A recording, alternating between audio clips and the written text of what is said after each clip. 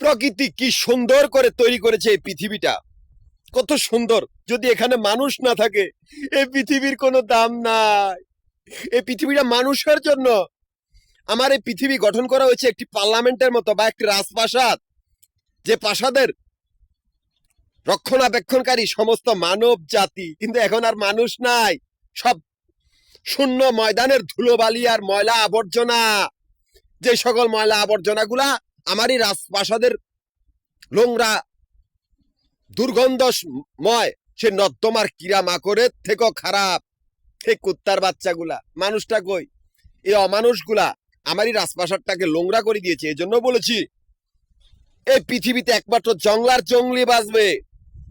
এই সভ্য জাতিতে অমানুষগুলা, যারা উচ্ছৃঙ্খল ব্যবহারকারী, যারা নোংরা আবর্জনা, যারা বেয়াদবদের অন্তর্ভুক্ত, এরা কখনো বাঁচতে পারবে না। আমার চোখে বাজে না আমি প্রকৃতির সামান্য একটি ধুলোবালি বা বাতাসে উঠতে আছি। আমি যখন যার চোখে যায় পড়ি, সে আমাকে চিনে তখন যে আমি প্রকৃতির একটি পরমাণু, প্রকৃতিরাজ।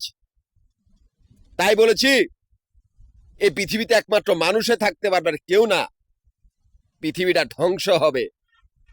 একটা মানুষ যদি বাচ্চা থাকে, সেই মানুষটাই পৃথিবীর উত্তরাধিকারী, আর কেউ নয়। আমিও সেই পৃথিবীর মালিক, প্রকৃতিরাজ। সেই ধুলোবালিটা যে জঞ্জাল হিসাবে রাস্তাঘাটে পড়ে আছি কতগুলি নোংরা আবর্জনার সাথে, এই মানুষগুলো অপদার্থ বা বেয়াদব, যারা আমাকে চিনে না। সৌভাগ্যবান সেসব লোকগুলা যারা আমাকে কাছ থেকে দেখে নাই। দুর্ভাগ্য তাদের উপরে যারা আমাকে কাছ থেকে দেখেছে, বিদ্রুপকার চিন্তা ভাবনা করছে, তাদের জন্য ধ্বংস অবধারিত। তাদের বংশধর একটা পালাইয়া বাঁচতে পারবে না। আমি প্রকৃতিরাজ।